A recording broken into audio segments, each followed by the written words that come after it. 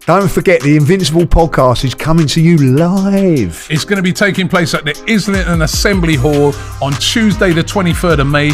Tickets are available right now. Click the link and get involved now. Come and join us.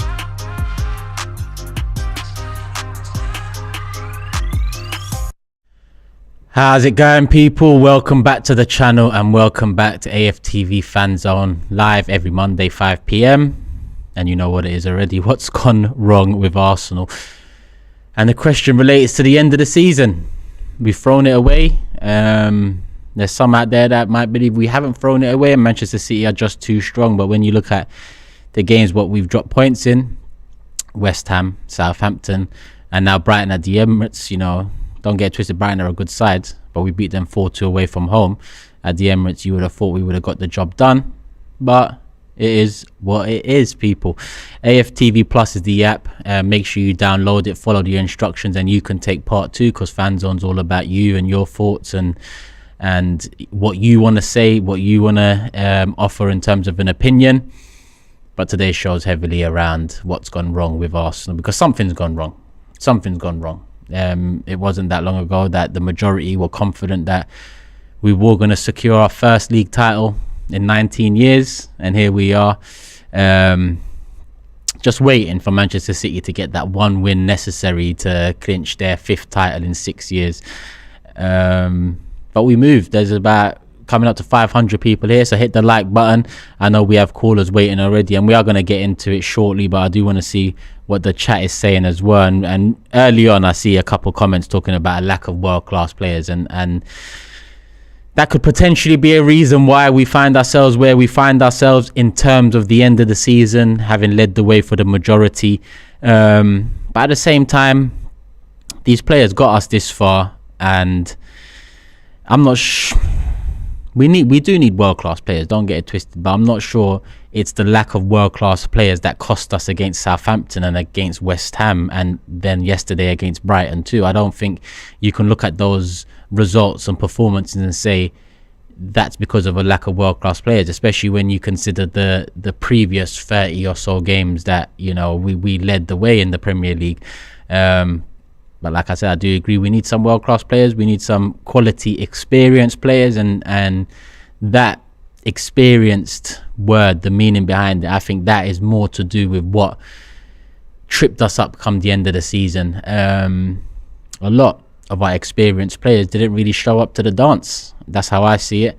We're going to get into how you see it, but yeah, we got the ops in the building already. Smarter says, Turkish, trust the process, our time is near, we'll soon get there. We need to drop the trust the process stuff as well now, because we are here now. I mean, in terms of the process, it's got us from where we was 3 years ago to where we are now, and you know, that was the process. And where we are now, it's about maintaining this level, going that one step further and winning the Premier League and challenging for the major honours year in, year out.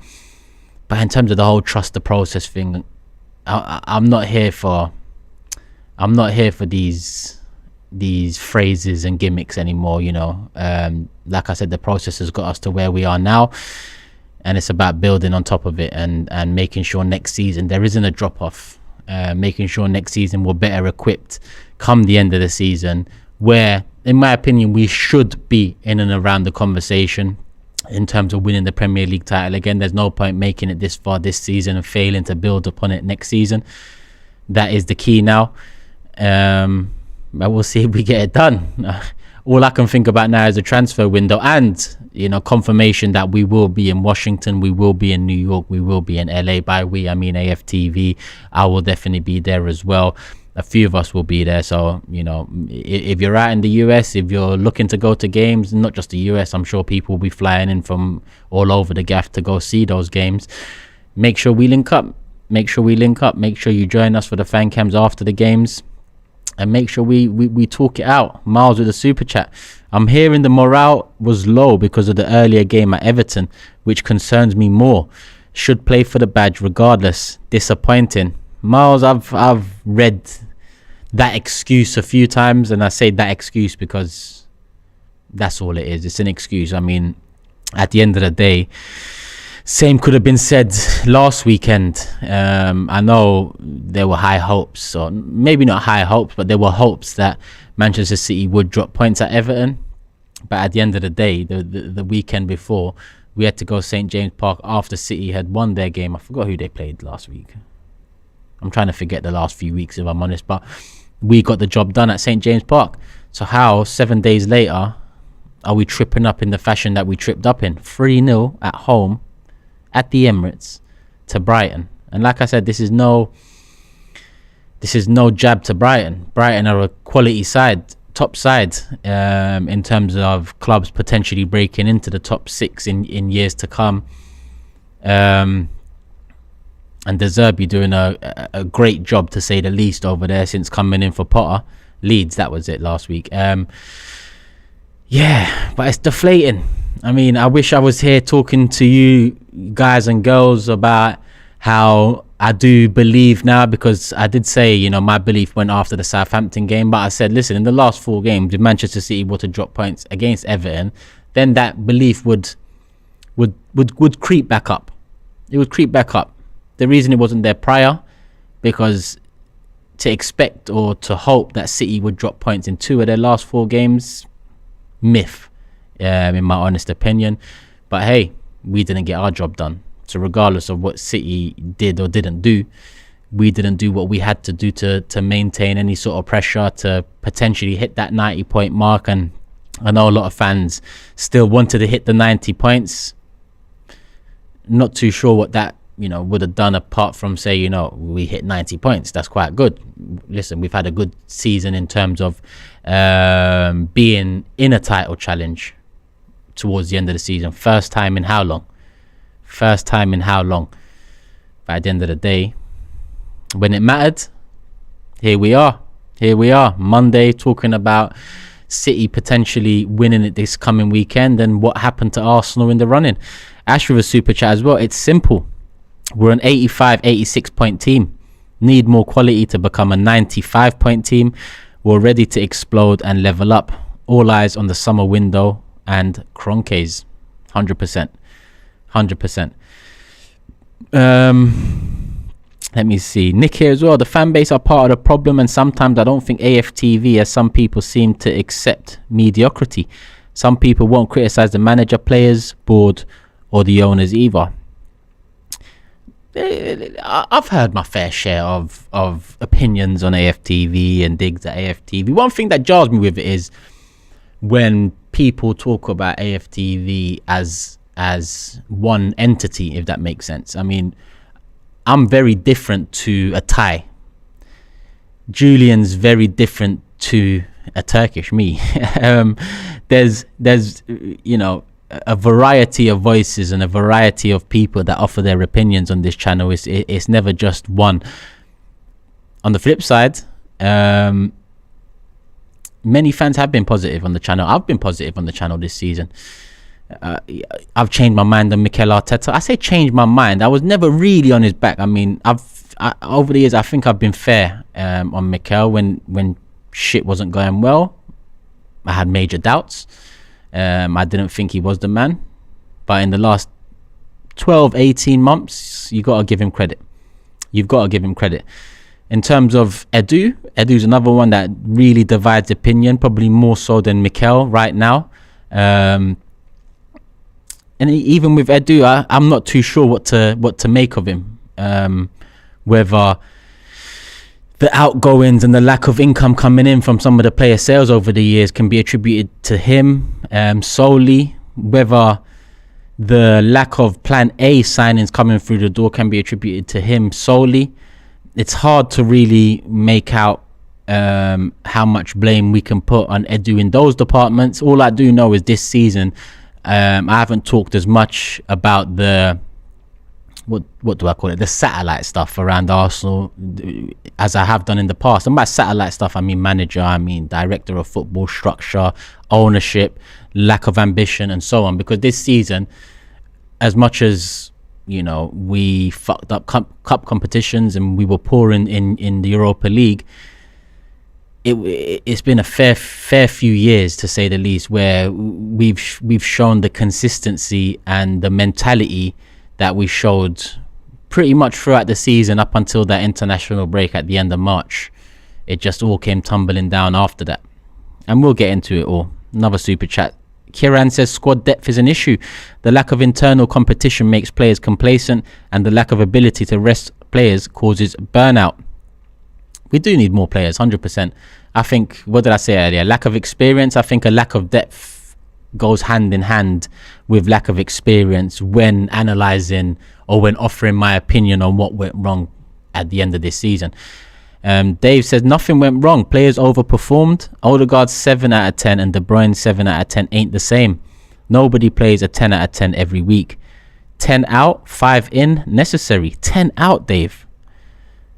10 out. I'll be interested to Dave, if you could follow that up with the 10 players that you'd want out, and if that's all in the summer transfer window, then please do, because I thought our days of big overhauls were over in a sense. And this is coming from the guy that said we need 5 players, in my opinion. In my fan cam after the Brighton game, Cecil asked me how close we are, and it all come down to opinion. I say 5 players away, and that's competing for the league, competing in the Champions League, getting to the latter stages, winning something, and consistently winning things and challenging for the majors. I think we're 5 players off that, and that's a mix of first starting 11 players and some in depth options, rotational options.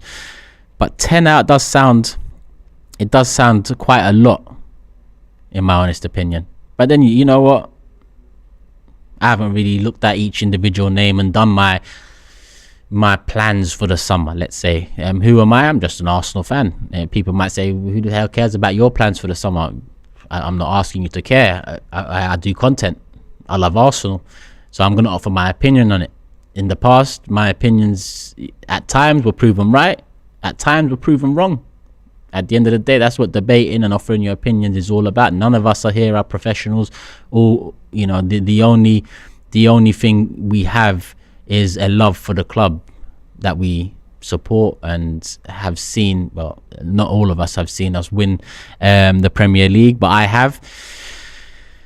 So yeah, we'll get into it. I think we do have some callers ready, if I'm not mistaken. So with the super chats done, I do see some other comments here, and I will get, if there are any more super chats coming, I'll get them in between the callers. So don't worry about that. But we're gonna get into the callers now. So let me put the headphones on. Oh, look at what's going on here. That's Arsenal season for you. You see it there? That's Arsenal season. Let me just put that back up there. I wish it was as easy as this to fix our season, but there we go. Nice. Yeah, who we got lined up? Dini, as always. Dini, man. What you saying, my bro? It's the worst one of the lot, man. We've been talking week in, week out for the last 4 weeks now since I've been doing FANZONE here alone.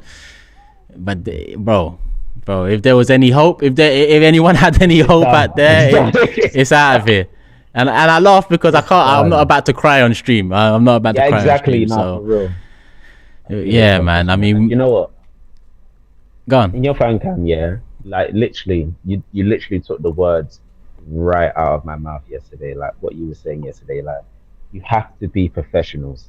We're the fans. We can hope and we can feel a little more deflated, but it's you. Look, you're getting paid 100, 200, whatever grand a week. Do you know what I mean? You have to go there and you have to win the game. And I feel like this narrative that I'm hearing, that they were deflated because of the result. No, you can't be deflated, because what if we are in this position next season?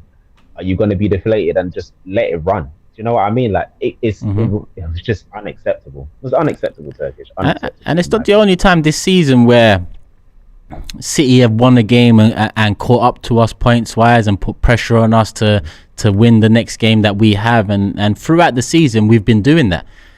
We've literally been doing that throughout the season. Every obstacle we've had to overcome, we've overcome it, whether we've jumped over it, ran straight through it, or sidestepped around it. We've pretty much done the job throughout the season. And then our 2 major blips came leading up to the Manchester City game, and I mentioned it a couple of weeks ago, where maybe the players had one eye on that Man City game at the Emirates, hence the drop points against Everton and Brentford. Maybe they had one eye on the game at the Etihad, hence the drop points against West Ham and Southampton. But that Brighton result, I mean, inexcusable. I think both periods. I think it's a question of mentality. Then I think looking back, and I think it's a question of mentality because you shouldn't be looking ahead to City. You should be looking at the games in front of you right now. Liverpool, West Ham, and Southampton. At the time it was them. You shouldn't be looking ahead. Get the job done. Don't feel like the job is done just because you're 2-0 up or this, that, and the other. No, get it done. This game yesterday. Get the job done, regardless of if they would not get the job done, because it puts pressure on them again going into next week. And who knows what could have happened? What could have happened on Wednesday? When they go and face Real Madrid at the Etihad. If they had lost and then go to Chelsea and then they got the game in hand next week, it's different type of pressure. But we don't have that now. It's done now. It's just done now. And the players need to look at themselves. I know they are young, but if you want to be in these positions, whether you want to win out Arsenal like most of them say they do, or you want to leave and go to a next club, you need to have that mentality to keep going until the last game of the season, no matter what. Because that's what you are there to do. That's what you're there to do. All that talk about Brighton away, Brentford away being two difficult games now mean nothing. They literally means nothing. They can draw the next 3 games and still win the league. That's the saddest thing. It's like, wow, we've made it so easy for Man City now. They don't have to go 100% anymore. They can beat Chelsea with their second team, most likely. You know what I mean? They could probably play their second team in the Premier League for the rest of the season, have their players fit and ready for the FA Cup and Champions League. We literally just gave it all to them. You have to look at ourselves. You have to look at our wounds. It's going to be a tough summer. I feel like the transfer window is going to be very, very interesting because it is about being ruthless now.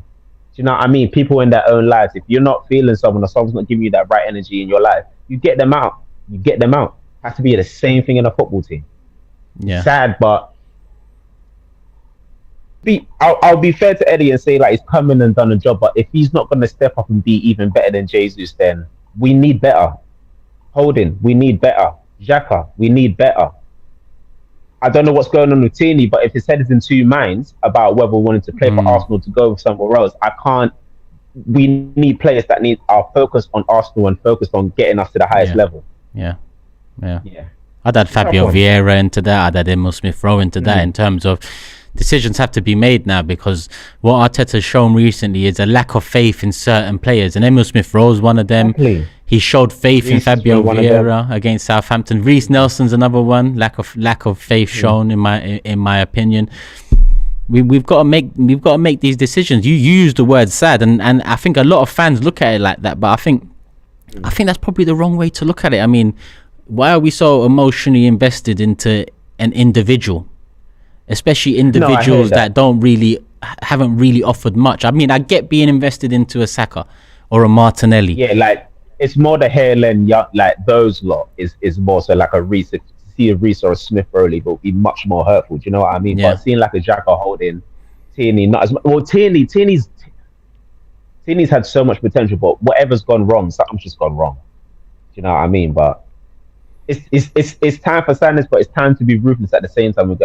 If we want to be where Man City are right now, make that decision. Cronkies, make this decision. We are in the best position we have been in for so long now. Now is the time. You want to say be excited? No, say be excited. I don't know, they bring me someone stupid like Mbappe, and let's say, you know what I mean? Something stupid, but let's do something. Do you know what I mean? Like show us something now. It's the best position we've been in since we moved into the Emirates. Absolutely. Full stop. And Wenger talked about how he had to, maneuver himself and paying back the stadium and selling the elite players. So literally, this is the best position we've ever been in the Emirates era going into a summer window. Yes, we're deflated. Yes, we're frustrated. Yes, we're angry. Yes, we're upset. Yes, what could have been. But at the end of the day, all we can do now, Dini, is look forward, because looking back hurts, in my honest opinion. I can't look back yet and say what a great season it's been or what an enjoyable season it's been, because yes, it has been. It's been the most enjoyable season I've had being an Arsenal fan for a long time. But if it's just the one in the next 5 years, it's not good enough. Yeah. This needs to be again and again and again. It needs to be consistent now, plus more trophies as well. Whether if it's not the Premier League, then it needs to be the League Cup. or the FA Cup, or even now the Champions League, because we're not in the Europa League anymore. We need that now. 100%, Dini. How many players do you want to see come through the door this summer? 5 top quality players, like ready made. If we could get like sometimes Zaha's attitude gets on my nerves, but he is still a brilliant player. I would take Zaha as a backup for Saka, possibly. Rice, Caicedo, probably a striker as well. We're going to need a striker. If Eddie's going to go, they need another striker, because Balogun might need to stay as well, and there'll be possibly another defender as well. 100%. So you're looking at 5 players, Yeah. similar to what I think. I don't agree with you on the Zaha one, but every other name you mentioned, I'm with you on that. I just think with Zaha, that ship has sailed a little. His best position on the left, how old is he? Like 29, 30 now as well. 30, 30, turning 31. Oh yeah, then yeah. Oh, But then on the flip side, we need some experience, and we need some players that are, at the latter stages of their career or headed into the latter stages. So it is a mix. Colby here in the chat says Diaby, who we've been linked to. Listen, yes, as well. I'm with you. We need one forward, whether that's a striker that allows Jesus to be deployed on the right sometimes when Saka needs a rest, whether that's a right winger and a striker coming in because we move Eddie on and potentially Balogun. Definitely 2 midfielders. Caicedo, Rice would be perfect. And either a right centre-back or a right-back, depending on, if we buy a right-back, Tomiyasu can be back up to Saliba. If we buy a right centre-back, then we've got Ben and Tomiyasu as our right-back options. Dini, we're inundated with callers today, as expected, because of the whole issue. So we'll pick up again next Monday, and we'll talk soon, my bro. Of course, man. Enjoy the rest of your week. Come on, man. You too, man. It is what it is, man. It is what it is. What can we do, man? What can we do, my bro? Anyway, man. In a bit. Love. Who we got on next production? Graham coming in next. Hey, how are you guys? All good, man. Graham, where are you calling in from? I'm actually in Kingston, Jamaica. Okay, nice. What are you saying? Well, I've never spoken to you before, so what do you make of this end of season for Arsenal? I mean, you can't help to be disappointed, because as the season started, I mean, I was watching all of the games, the preseason games, and I was very impressed with how the team was playing, with the addition of Jesus and then later on Zinchenko, and we looked very fluid. So I wasn't surprised. I wasn't surprised when we went 5, 6, 7, 8 games unbeaten. And our first loss was, from what I recall, it was against Manchester United. Yeah. We could have won that game. But you can do 2 things at the same time, or feel 2 ways at the same time. You can acknowledge the fact that there is progress, because we can't go lower than second, and then at the same time you can also acknowledge that you're also disappointed. Yeah. So you can do 2 at the same time. But there is definitely a gap between ourselves and Manchester City. There's definitely a gap. How big is that gap in terms of player incomings? I think I don't think it's purely based on incomings, because our best players are 21, 22, 23. So those players need to grow and progress at the club. They need some additions. I would say maybe not as much as 5, but maybe 3 to 4. But good players are expensive. Yeah, really expensive. But how I feel about it, Turkish, is that after the Liverpool game, I thought to myself, I was like, we're not entitled to win the league, because big players make big plays on big days. That's a saying that, I mean, I watch a lot of NFL.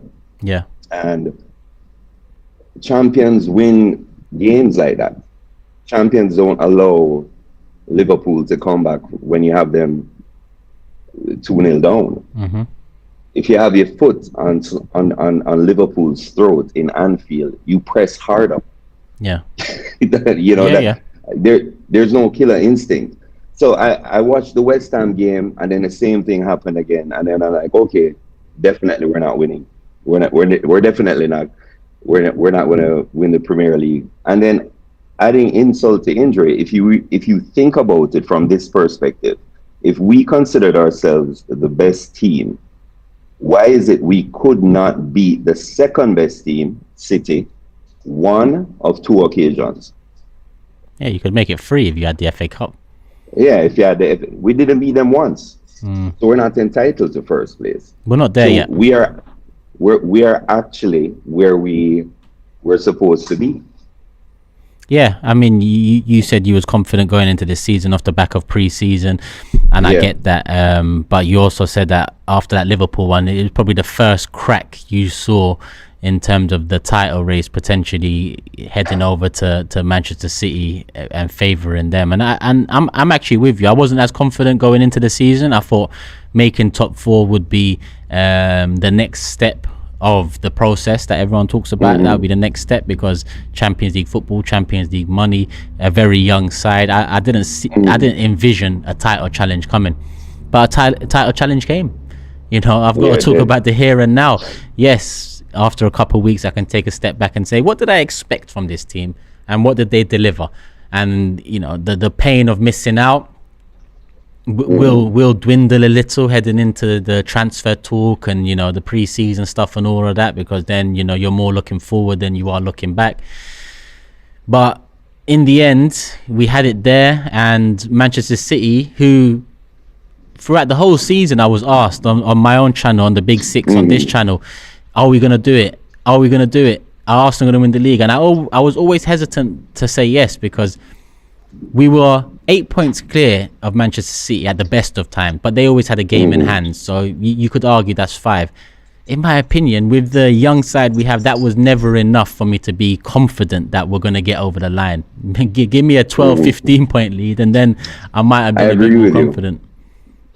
I agree with you completely. I was actually thinking about it this morning and saying to myself, 15 points is actually where I would have been comfortable, but that would mean that we would have had to have beaten Newcastle at Newcastle at the Emirates. We would have had to have beaten Everton at Goodison Park, and we lost. So in hindsight, you look over the games that we were supposed to win, and we didn't win them.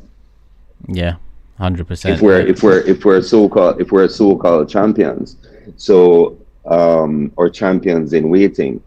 But where do we go from here? So far we're no longer in a process. I want everyone to stop using that word. The process is now over. We're here.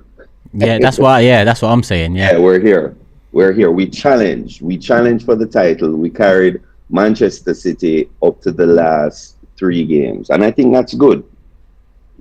I think that's commendable. But where do we go from here? I mean, there were players the last 10 games that faded. Our right back, Ben White? Yeah, kind of faded. Thomas Partey fell off a cliff. Yeah, Saka. Saka faded. There were just some players that Jesus coming back from injury. He's not 100%. He's not as sharp. And then a lot of people aren't talking about this. The Tomiyasu injury really affected us, because if he was available, then we would have had the defense we had last year, which performed as good as the defense with Saliba. Yeah. White could have slotted into centre back and Tomiyasu at right back. So his injury, compounded with the injury of Saliba, really affected that back line. I mean, when you bring in Holding in comparison to Saliba, there is a drop off, and it affects the transition from defense to the midfield to attack. So there is a drop off. I mean, it's a combination of things, man. I mean, we just have to look forward to the preseason, and it's Champions League, so we're going to need squad depth. Mm-hmm. Yeah, football's changed a hell of a lot now, and when you've got such a well-oiled system, losing a player or two and not having adequate quality in replacement. It's not like 20 years ago where you could get a player, you could have a player injured. The player that comes in isn't of the same quality, but because it's not so system based, where every little cog plays a part in the bigger picture, you could get away with it. Now it's obvious that we couldn't get away with it. Those two injuries in the sporting game really cost us. Graham, listen, I'm live here every Monday, so pleasure speaking to you. It's the first time, but make sure you come on again. All right, Turkish, take care. Love, man. Enjoy, my guy. Take care, man. Some super chats have come in before we move on to the next caller. Abdullah says nothing is wrong with Arsenal. It is a process. We're at a certain. Graham said he didn't want to hear that word. As soon as Graham gets moves on, he hears the word. We're at a certain stage and ahead of schedule. It hurts because we are overachieved. It hurts because we overachieved most of the season and built expectations. Our squad still isn't ready to win the Premier League. I don't like the word process anymore. I understand it. But what I don't want to hear is ahead of schedule, because it's, you know what it is. If we talk about Mikel Arteta and what his plan was having come into the club, you can talk about ahead of schedule. If we talk about these owners, they're not ahead of no fucking schedule. Pardon my language, but they're not ahead of any schedule. They're behind schedule if we're being real, well behind schedule. So it depends what angle you look at it from. Because if you're solely looking at it from a managerial angle, let's just say Arteta doesn't win anything next year, we finish fourth, and the fans ain't happy, the club's not happy, he moves on. Let's just say worst case scenario, that's what happens. Or we finish fifth or sixth and we regress a lot in comparison to this season, and he gets sacked. Let's just say that happens. A new manager comes in. Does that mean the schedule is reset? This is a problem I've had when fans are talking about processes and schedules, because the process and the schedule comes from the owners, and it's coming up to 20 years now. So when I hear head of schedule, I don't like it. But thank you for the super chat, Abdullah. Miles says, I'd like to see Rice, Caicedo, Diaby, Gueye and Osherman. I'd love those five to come in. Perfect. Ikenna says, we literally bottled it, choked, collapsed, whatever word you want to use. Fans that try to excuse it are like parent enablers for weak mentality. Ikenna's had enough. Zidane says, aside from signing, Saka, Martinelli also need to elevate. Salah, Mane level is the target and minimum required. Our stars need to become superstars. Great show. Agree, Zidane. Obviously, Salah and Mane really came into their own, I'd say mid-20s, late 20s. And, the two you mentioned here, Saka, Martinelli, still in their early stages in comparison. But that is also not an excuse for the club to use. When we're looking at them, in my opinion, you can use their age and the lack of experience and all of those factors. But when we're talking about the club, if they are this young, if they haven't got the experience yet, if they haven't developed enough yet, then bring in players that can rotate, that have developed enough, that have been there and done that can come in and decrease the workload on our young players. So I'm with you. And Ikenna also follows up with, I think the club need to focus on signing cold-blooded killers, which kind of goes hand in hand with what I just said. I don't need to like the players because they're nice guys. We need them to win titles. 100%. This whole nice guy thing and building a bond with a certain player because of things outside of football or outside of their skill set, it does kind of jar me. And it's not just our fan base that does it. A few fan bases do it. That phase crap is a bunch of excuses, says Ross. And Ash says Arteta himself was cutting yesterday about some players. Yes, and Arteta, you know what, you bring up a good point, Ash. Arteta, his post-match interview and some of the quotes that have come out in terms of him saying sorry for letting you down, that means he's not happy. that means he sees it as a failure. That means he's got the necessary standard that all fans should have, you know. But God forbid a fan says similar to what Arteta said yesterday with a few of his quotes, because that fan would be vilified as negative, toxic, impatient, go support another club, all of that nonsense. But it's coming from our manager, which shows the standards, you know, are there from our manager. Some fans also have to, you know, raise theirs with the bar that's been raised this season. And again, before we move on to the next caller, remember the days of Vieira, Bergkamp, Henry. These men weren't, quote, nice. If Arteta needs the, quote, right personalities and can't manage ego, that's a problem. There was question marks about Arteta and managing egos because of Oba and Ozil. My thing with that is Oba and Ozil were past their best.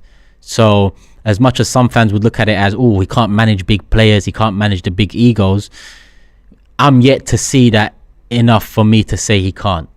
I'm yet to find that out. And I think that's the stage we're at now in terms of bringing in players that have the necessary quality, necessary experience, and necessary ego. Because you need a bit of ego and a bit of arrogance and a bit of my shit don't stink to kind of get you to the promised land, which is a Premier League, a Champions League, the majors. Who we got coming in next production? Okay, cool. Amir, first time talking to you, man. I wish it was under better circumstances, but here we are, man. 3-0 to Brighton. Man City 1 win away from wrapping up the Premier League. Talk to me, man. What went wrong? Hey, Turkish. Good to see you for the first time too. Calling from Toronto, Canada. Big fan of the Big Six show, I should say. Thank you. Well, first of all, the thing that hurts the most is the fact that we handed it to Man City. In the Southampton game, in the West Ham game, it's just hard for me to like look at Mikel and be like, man, we lost this title because of you. In the West Ham game, we scored a penalty, 3-1 up. The game's pretty much done. Again, in the Southampton game, in the first 3-4 minutes, we just give them assist. We just pass the ball to them, and then they get an early goal. And it was the same thing against Bournemouth. It's just like the way that we start the games are just like, come on, like you're professional football players, you're playing in the Premier League, and there has to be a bit of like a responsibility. You need to be able to do the basic things right. And that's the thing that I would look at the players. However, a funny thing would be that I haven't seen like the Invincibles winning league titles, the stuff that you have seen. And for me, like supporting, so I'm 20 and I've been supporting and basically remembering Arsenal for the last 10 years. Mm-hmm. And this is like, and it's funny, but this is the best season that I ever felt being an Arsenal fan. And we won nothing. It's just like how far this club has fallen, and like a challenge is making me happy at this point.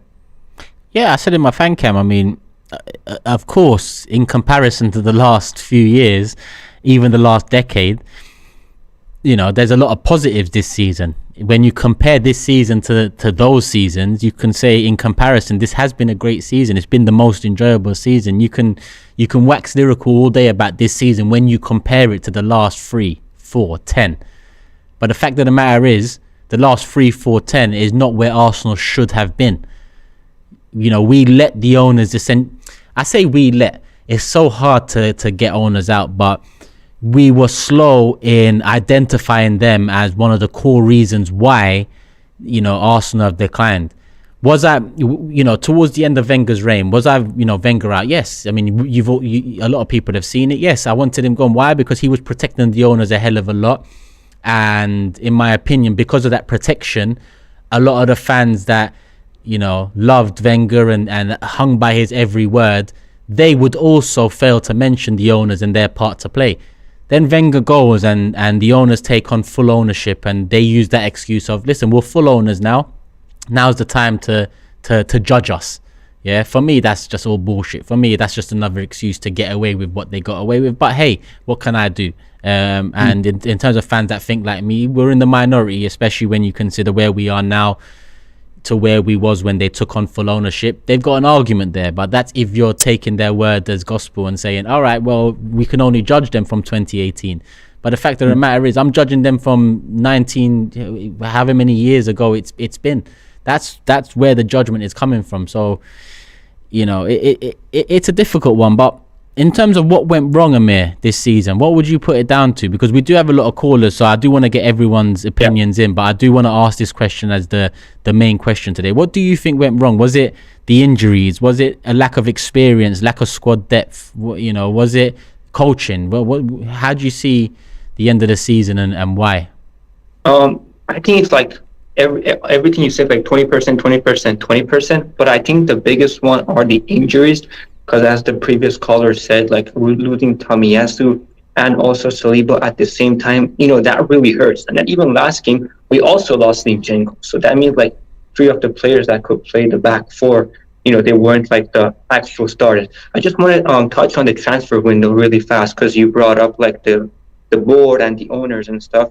And that is, like, please back this manager during the transfer window, because a lot of people, Turkish, said that he has spent money and stuff, and he has spent money, but he spent it like on good stuff, on good players. And you could bring out like the Tavares and the Willian. Well, Willian was a bad signing. The next window, he fixed the mistake and he was gone. It wasn't like, oh, he was here on a large contract.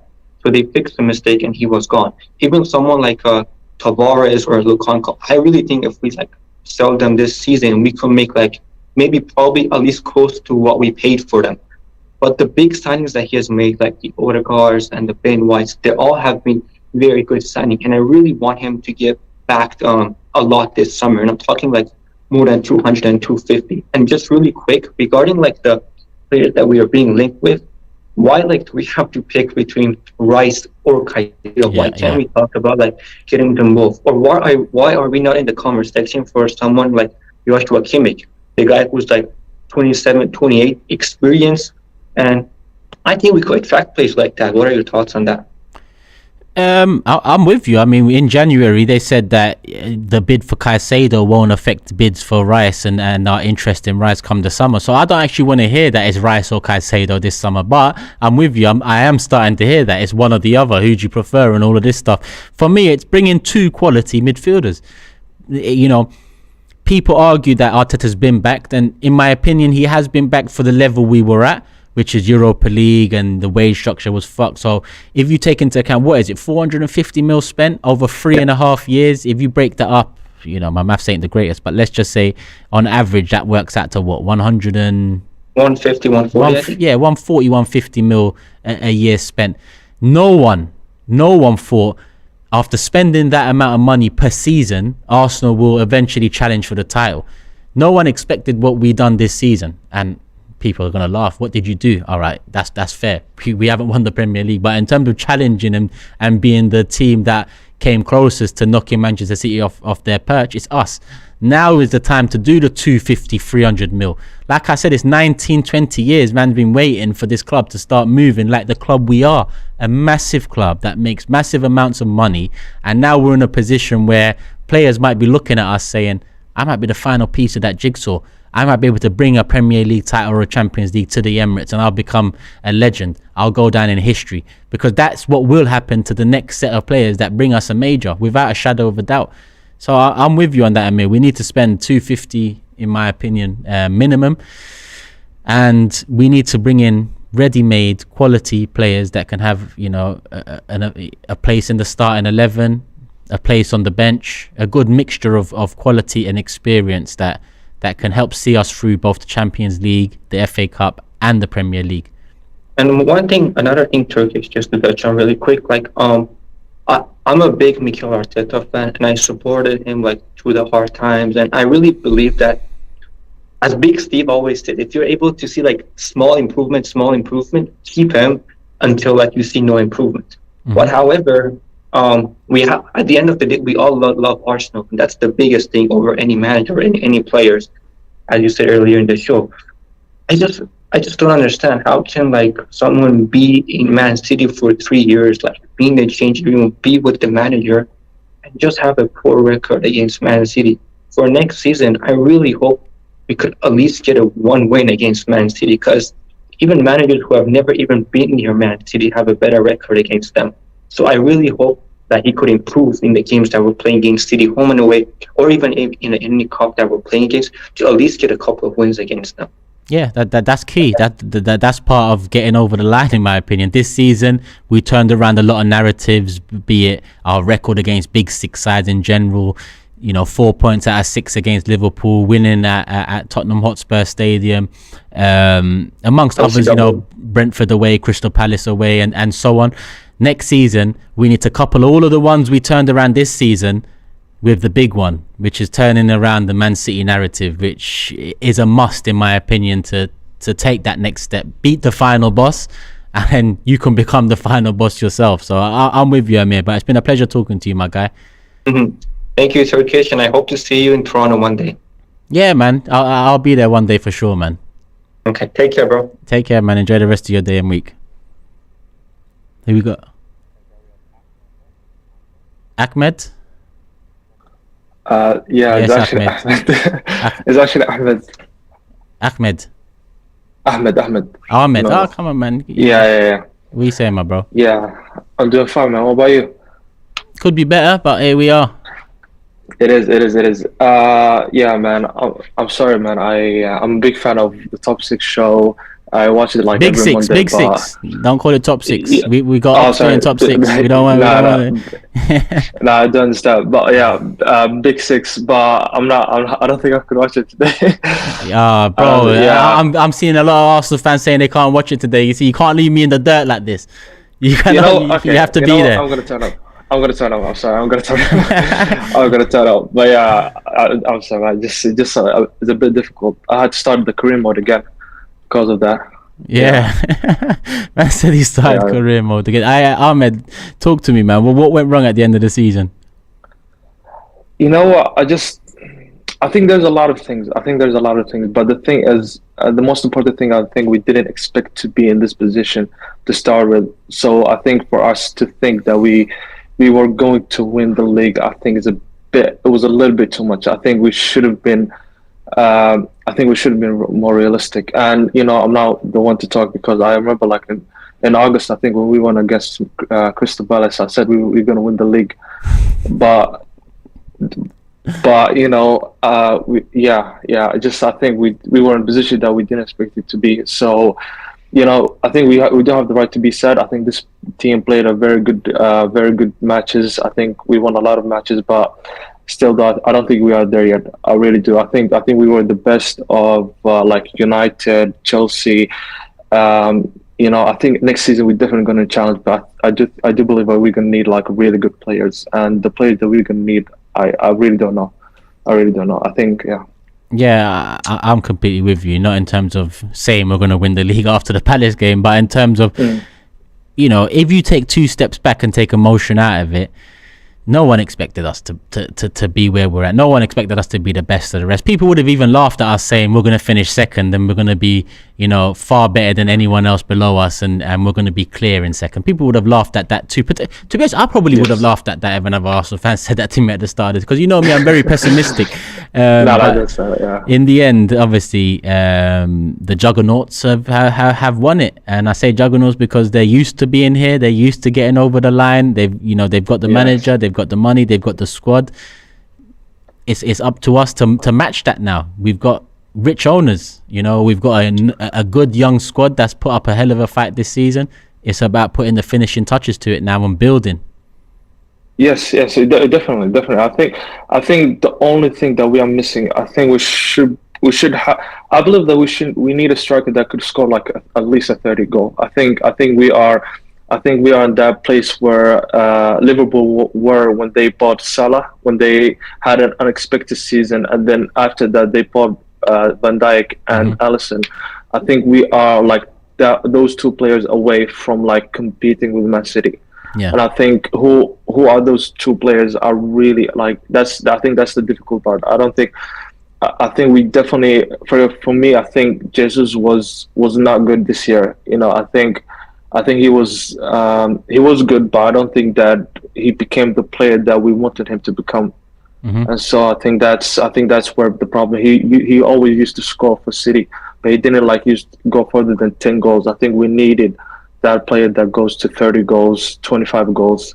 Yeah. And so yeah, I think that's what we were missing definitely. I'm with you. Those three signings for Liverpool sorted their attack out and it sorted their defense out, and I think that's where we're at now. Because as much as I want another attacker, I want someone that can just bang them in on site.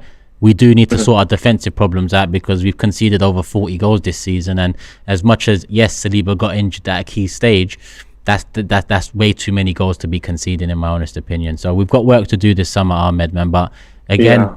Lovely talking to you, my guy. I'm here every Monday. Where are you calling in from? I'm calling in from Oslo, Norway. Oh, nice. All right, say no more, man. Yeah. We'll talk again soon, then. Yeah.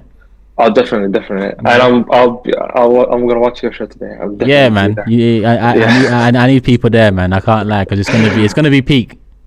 Yeah, I know. Love Ahmed, man. Yeah. Take care of yourself. Yeah. Take care, bro. Goodbye. You too, man. You too. Who we got next production? Ryan? Yo, Ryan. Yes, Turkish. Long time, man. Hope the family and the little one's good, man. All good, man. Yeah. All good. Could be better. Yeah. But it's so frustrating, man, because for the majority of the season we've been top of the league, and to fall at the last hurdle, Turkish, man, it's just so painful, man. And it's like at one point, I wouldn't say we've had two hands, but we had one hand on this title, and to just blow it away. I bring it down to the mentality within certain games of like West Ham, the Southampton game. It started from the Liverpool game. Yes, you could look at it from the Liverpool 2 points dropped, a 1 point game, but when you're 2-0 up against Liverpool, it's just you've got to win. You've got to go on and win that game, man. And I don't even want to bring any negativity on, but for me, I'm Arteta out, man. Like, sure. Because I've had to analyze it throughout the course of the season, and I didn't want to jump on it. I was very much on the fence this season because of what he's done and what he's like brought in since he's come into Arsenal. He's changed the culture, mentality. He's brought the fans a lot closer to the team and the togetherness. But for me, he's bottled too many things, man. And I've had these discussions in my WhatsApp group chats with some of my bros and etc. And it's just, I don't know, man. I just think he's taken Arsenal as far as he can, in my opinion. I hope I'm wrong, but it all depends on the Cronkies as well and what we do in the summer, the recruitment element as well, and who we bring in and who's coming out. But I just feel like he's brought Arsenal. Did you expect to be where we're at this season, though, right? No, I did. That's one thing I'll give him credit for. I didn't expect him to bring Arsenal as far as he has this season, but I also didn't think that we would. How can I put it? I didn't think that with the way how the season was going, that we would fall at the last hurdle and we would capitulate.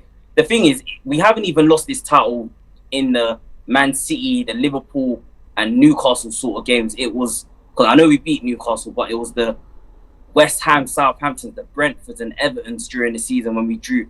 And I don't know, man. I'm just so disappointed. I'm so deflated. But Ryan, it's not often I say someone else is harsh. You know me over the years. It's not often I say someone else is harsh, but you're very harsh because the way I see it is, I'm with you. At the beginning of the season, I never imagined that would be pushing Man City and would finish second and be clear of the rest of the league.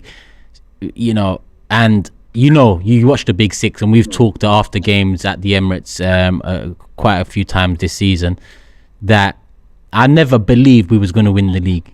I always thought City will come back and get the job done because the main thing for me is the experience and the strength in depth that they have. So this end of season is no surprise to me. It hurts. I'm angry. I'm frustrated. I'm disappointed. I'm upset. All of those words, but I'm not surprised at the way the season's ended. I'm surprised it came against West Ham and Southampton, though. The West Ham and Southampton game, you say? Yeah, I'm surprised it came against those clubs more so than 100%. The rest. For me as well, I mean, I'm on my computer right now. I'm just looking at the Premier League table, and the fact that with those games that we did slip up in, we at one point in the season, Turks, we were 8 points clear, and to think that I knew, how can I put it? I didn't expect at the start of the season that Arsenal were going to go on and win the Premier League, but it's the way how we've just kind of capitulated, and it's the mentality of players that I thought bringing in Zinchenko and Jesus would have really have taken us. I thought we had got over those little mentality issues. I knew they were still there because we have a very young team and we haven't been in this sort of position when the pressure's on for a while. But I just didn't think that. I just thought that Arteta would have learned from some of his mistakes from last season.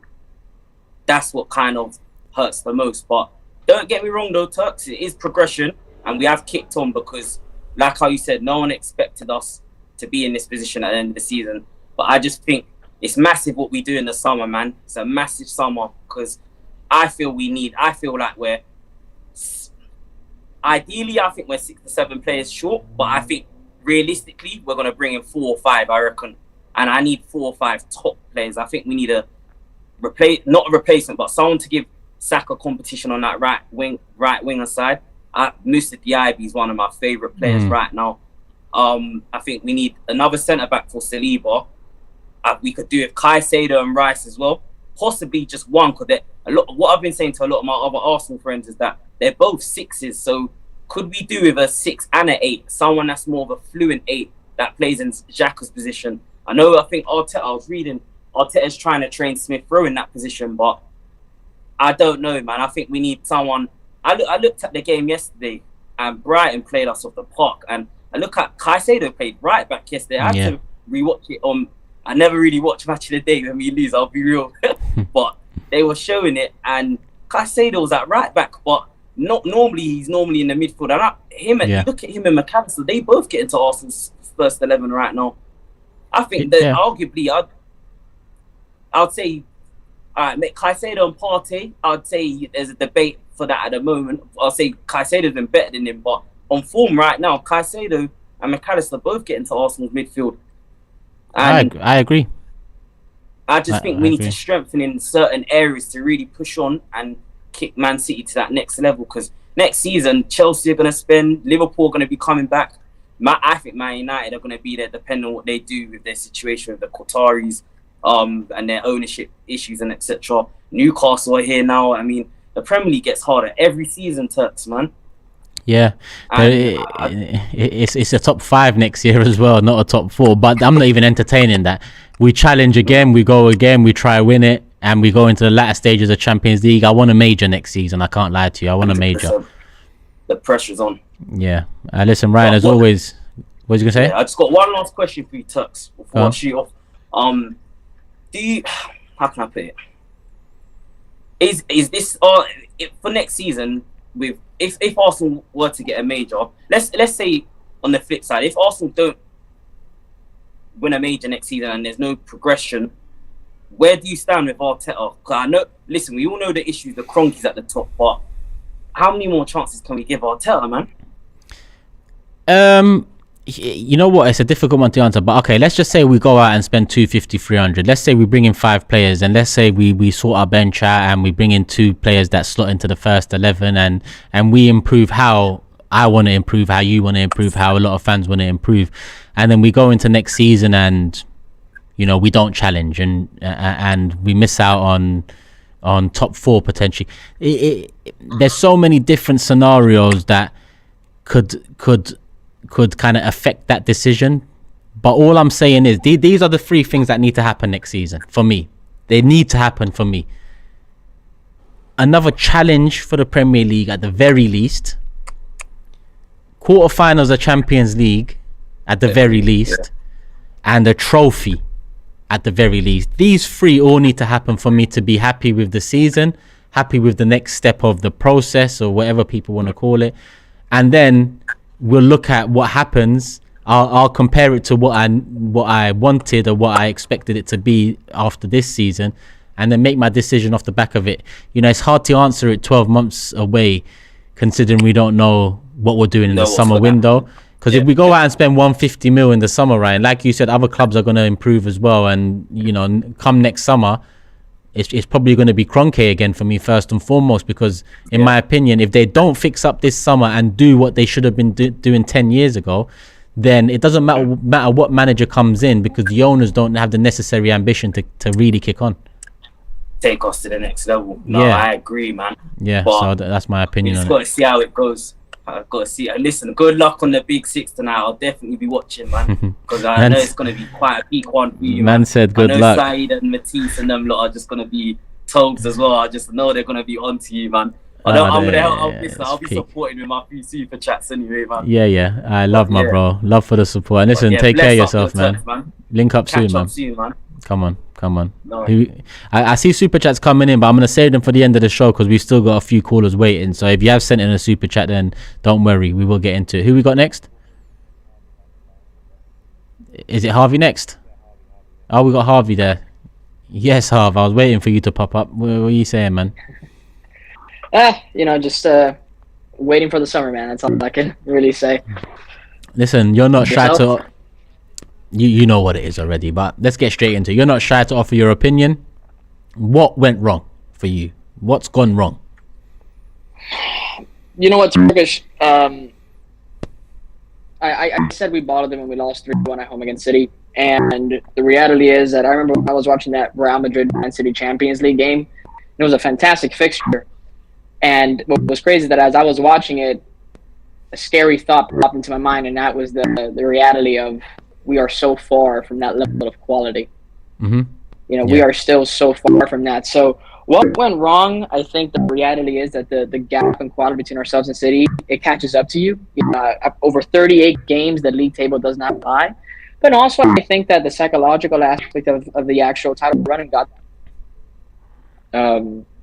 it got to them. Whether it was leading up to the City game, you saw them, stumble. They kind of took their eye off the ball. Same thing happened as well leading up to the second fixture against City. So I think just a lack of quality overall of the 38 fixtures, as well as just, I think, a psychological edge and killer instinct was missing from this side, and that's something we need to address in the summer. Well, of those reasons, what's understandable for you and what's inexcusable? Because when you mentioned, just an example, when you mentioned psychological, I look at the young team being one of the youngest, if not the second youngest in the league. I forgot which one it is. And I guess, if the psychological aspect is one of the reasons, that probably goes hand in hand with it being a young team that's never been in the position they've been in. So of your reasons, what's inexcusable for you and what is understandable? It's hard to say. To be completely honest with you, Turkish, I think, earlier in this actual show, you talked about how, Arteta says one thing, but if as a fan you say the same, then this fan base vilifies you. Mm-hmm. And that's, and I know it's not really answering your question, but I think I'm very sympathetic towards this team, despite, me wanting to hold them accountable and not really want to make excuses. We did bottle it. Mm-hmm. There's absolutely no other way of defining things.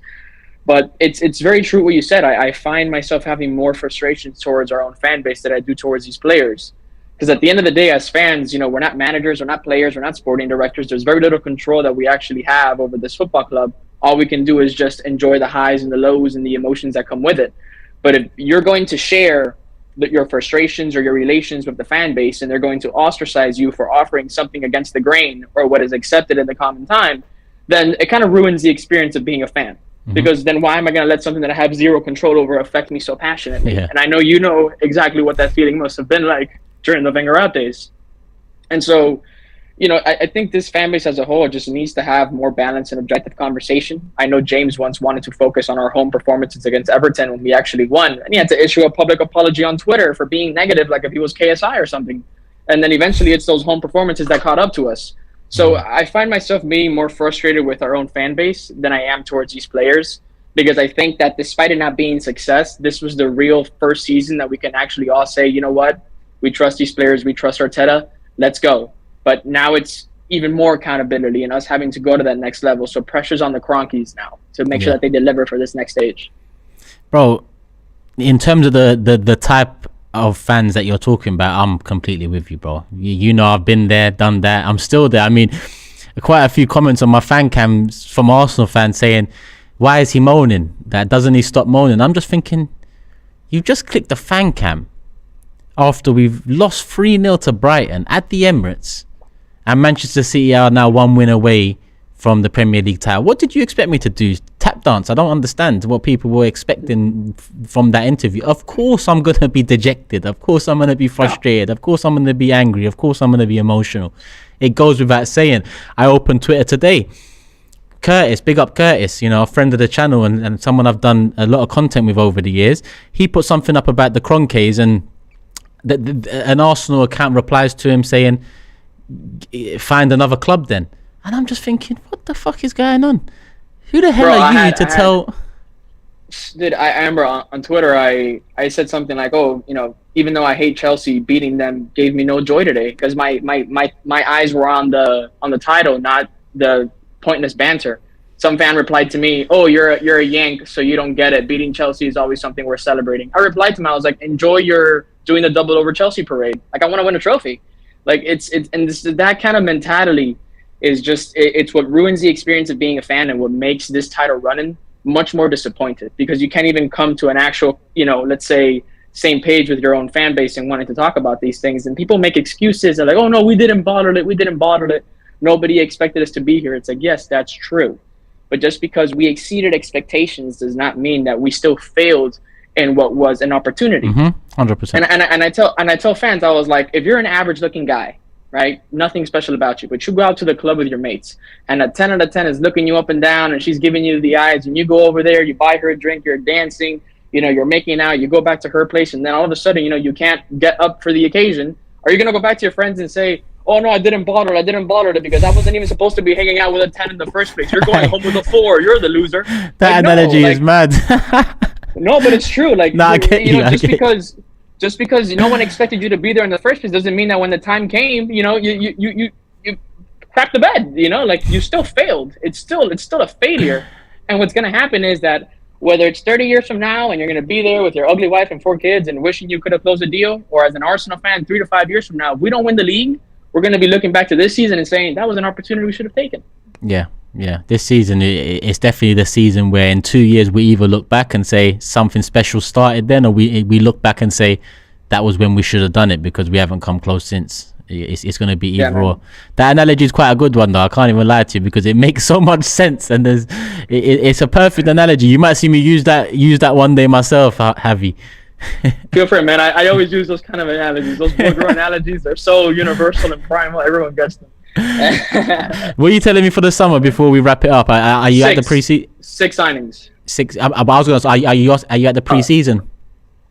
You guys are, bro. Listen, if either you or James just let me know exactly what you want to do, because in Orlando it was like 3-4 hours. That's fine, but for this I have to like coordinate flights and hotels and stuff like that. Yeah. And so, like, if we're gonna link up, grab a drink and stuff like that before a game, it'd be worth it. But for me to fly everywhere, just to it's not really worth it. So if we can keep in touch. I'll message you on Twitter, and then you work out which one makes most sense to you, and we'll sort something out, man. Appreciate that, bro. Yeah, Javi, as always, my guy. We'll pick up again next Monday, hopefully. Look after yourself. Have a good week, man. Likewise, man. You too, and best of luck with the banter, bro. Thank you, man. Thank you. Love my bro. All right, that's the last call, I believe. So let me get into the super chats that have come through along the way. Let me just go back up quickly. Ikenna's one here. Not saying Arteta out yet, but if he can't land the plane next season, especially if we spend big, which is a must, we may have to look at a change.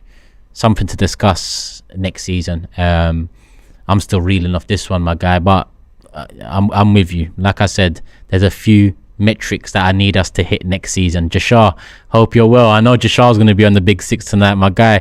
Big up Turkish. This Arsenal squad wasn't built to win the Premier League. The squad depth was always an issue from day one of the season. January wasn't enough. Agree with every single word, every single sentence there. The squad depth was always an issue, and January turned out not to be enough. As good as it looked in February and in March when Trossard came in and did what he did, when Jorginho stepped up when he was called upon in April and May, I think now we look back and say, what if we signed Caicedo? What if? But, you can't pay the bills with what if. Abdullah, I agree and disagree with you, Turk. It is a process. That's a fact. Everything's a process if we're talking about processes. But yeah, that's a fact. I get that. Is it a process that has reset too much? Yes.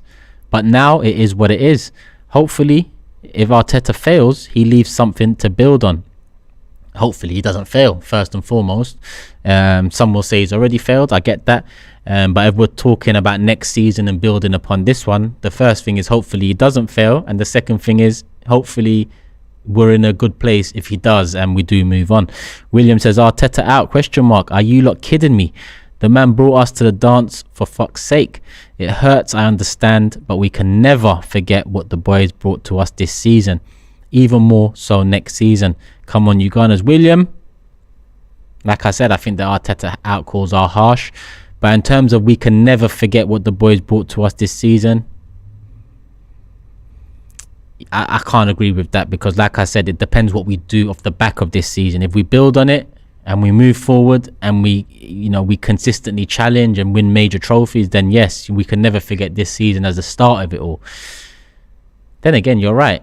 If we don't build on it, we fuck about and we're a top 4 club for the next 5 years, I guess we still remember this season as the what if season. So you know what, I agree with you, William. Fuck it. Abdullah says, judge us next year when we start with a team built to win the league.